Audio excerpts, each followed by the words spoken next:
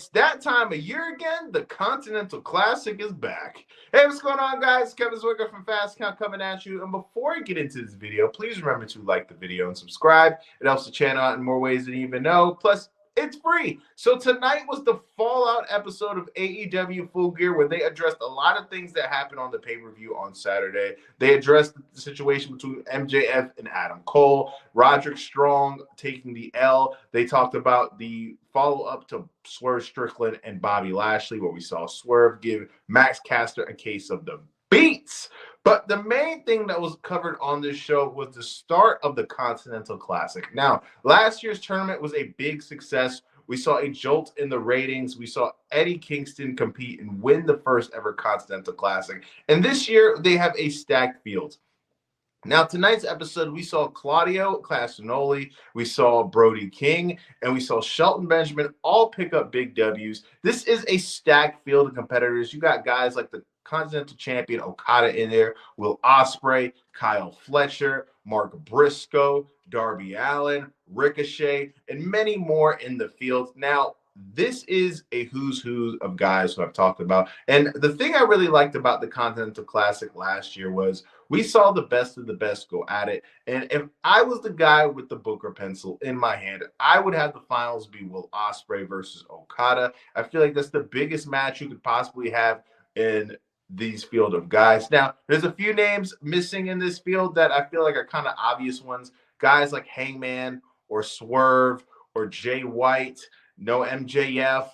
It's a shame that Kenny Omega isn't in this tournament as well. I feel like he is a guy who is tailor-made for situations like that. And the one thing about the Continental Classic that I really have a problem with, and I feel like they should have addressed this, is the fact that when they made this tournament last year, this was a first-time thing, so we really didn't know what to expect. And they debuted this new championship.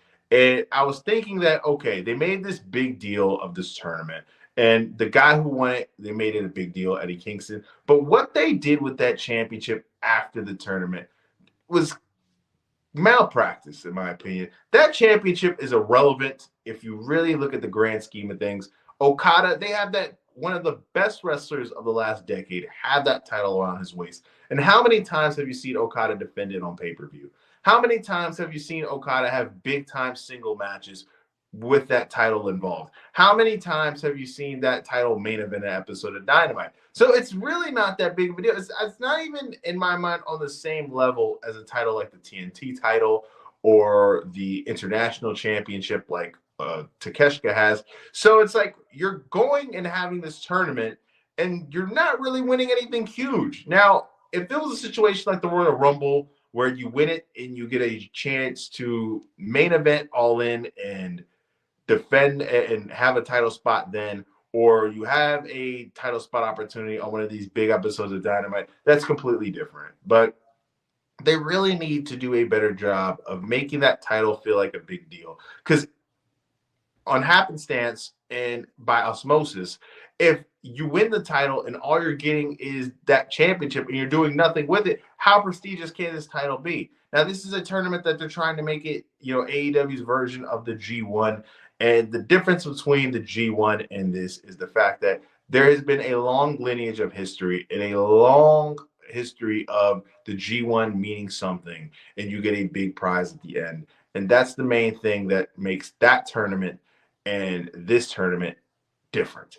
But hopefully they're able to do something better in the future with that title to make this tournament mean more.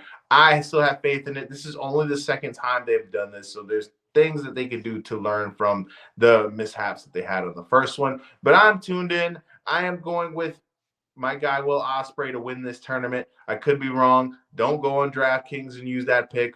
But that's going to be my guy who I think is going to win this tournament. Mark it down and come back to this video if I'm wrong, where you can make fun of me about it. But what do you guys think of this episode of Dynamite, man? Are you excited for the Continental Classic? Who is your pick to win it? Or do you even care who wins it? What are your thoughts on the tournament so far? Let me know in the comment section. I am Kevin Zwicker. Remember to like the video and subscribe.